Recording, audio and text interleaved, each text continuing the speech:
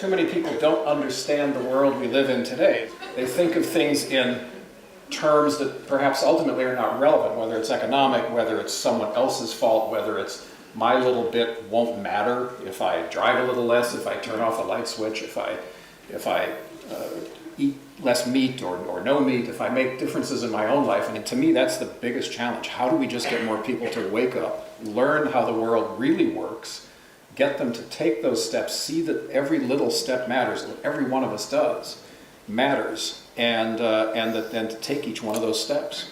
What have you found in your teaching that would help us move this country in that direction?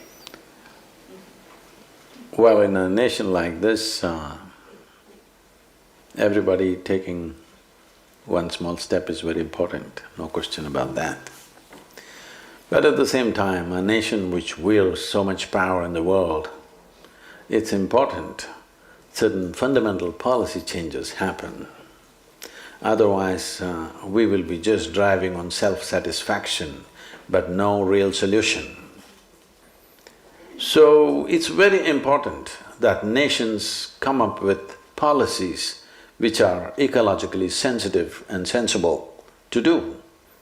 Individual people, of course, they must do because we are democracies. If we don't express our concern in the way we live, the nation or the government is not going to change, the administrations are not going to change by themselves. It is the people's will which is expressed in the form of administrations, because after all, most nations are democratic and it's the people who elect the people who get there, all right? Individual action is important for awareness, because it's this individual action which will ultimately transform or culminate in the form of a sensitive administration. Without individual concern, a sensitive administration will not come.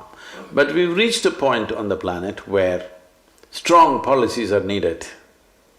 Ecologically sensitive policies are needed. You and me switching off the light is great, I don't even turn on the light, so I don't switch off either.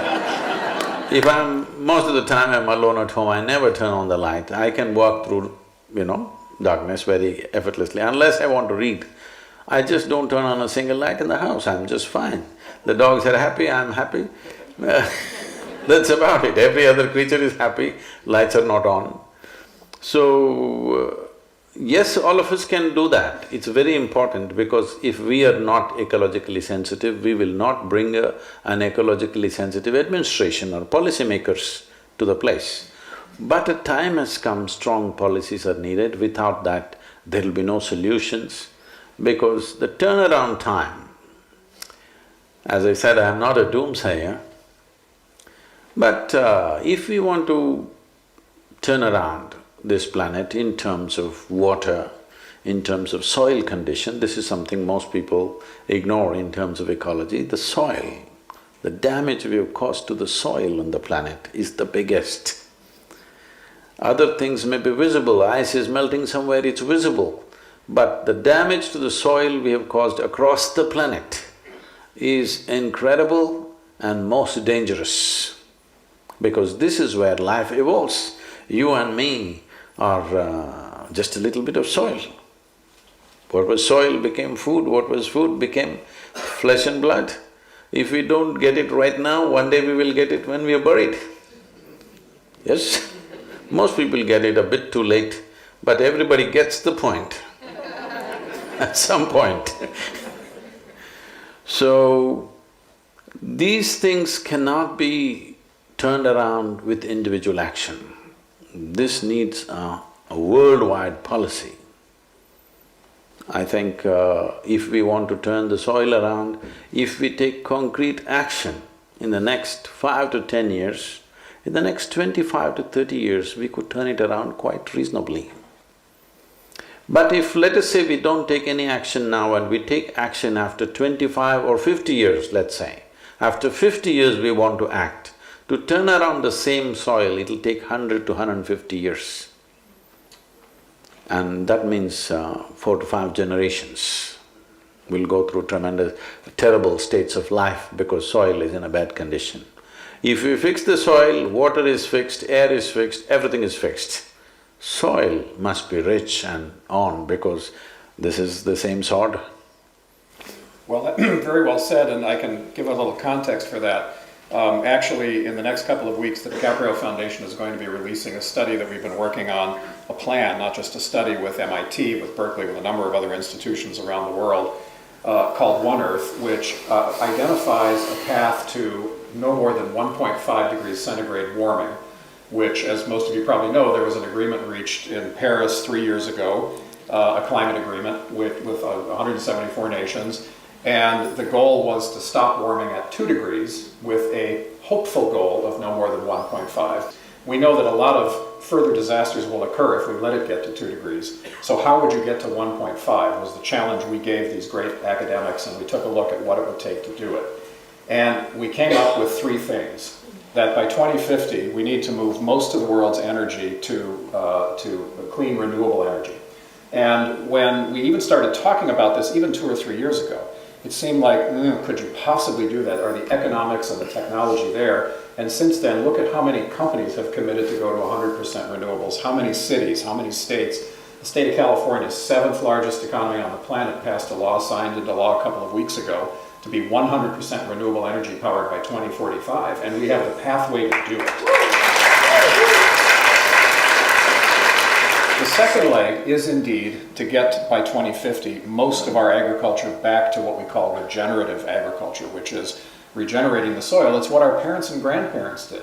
And interestingly, now that Cuba is opening up again, they didn't have access to a lot of petroleum-based fertilizers and pesticides and herbicides, so they've continued to do this throughout the last 50 years, and obviously longer, where basically you don't dig up and destroy the soil and expose it and let all the microbes and the organisms and the organic material decompose into methane, which is a very potent greenhouse gas, and then supplement it with petroleum-based fertilizers. In essence, you're sterilizing the soil, you're killing it, as Sadhguru says, and then you're throwing something on it to try to make it work. And instead, we just need to go back to the basic concept of using organic material that's there, harvest our crop, put the organic waste back into the soil with light tilling, with light crop practices, and in fact you'll get better yields for far less money and be able to restore water and various other ecosystems.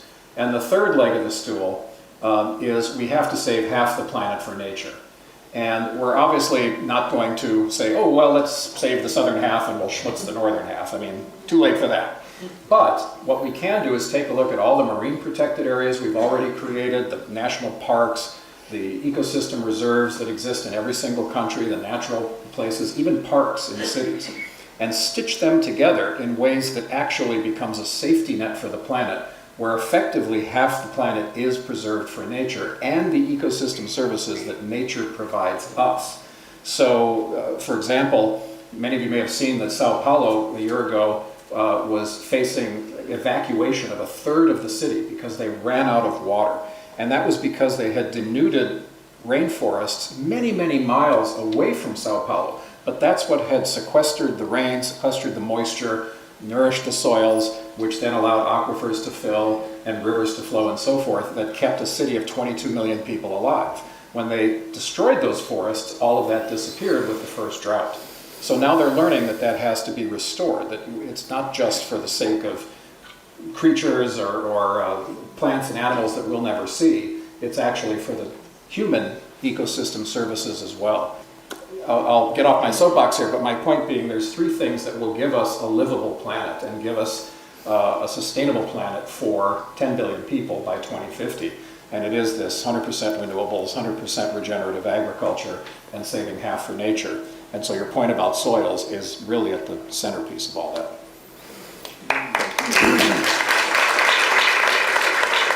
Humanity has the intelligence and for the first time the competence to fix things on this planet like never before. We are the first generation who have the necessary competence, intelligence, technology and communication capabilities. This human being is a tremendous possibility. In my perception, I think we are just geared, we have everything in place to become the greatest generation of humanity ever on this planet, because no generation was ever empowered like we are. Are we going to just sit on the threshold and watch, or are we going to make it happen is in our hands? Let's make it happen.